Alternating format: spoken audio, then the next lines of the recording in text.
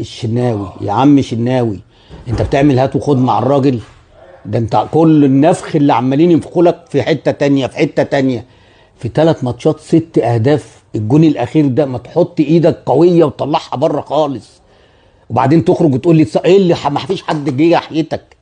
طب لو جيت لعبت الماتش اللي جاي نقول انت بقى اللي بتهرب، نقول ان انت بقى اللي بتهرب، يبقى احسن ليك ان انت ما تلعبش الماتش اللي جاي عشان تنسي الناس، لان لو لعبت الماتش اللي جاي يبقى انت هربت، دي ما فيهاش كلام.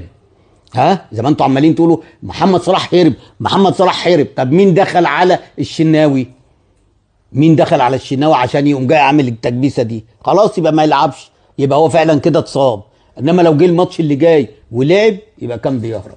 مش محمد صلاح، مش محمد صلاح اللي كله طلع امبارح والدنيا هايجه وساب المعسكر ومشي ويسافر. الراجل قاعد مع الفرقه اهو. اتبطوا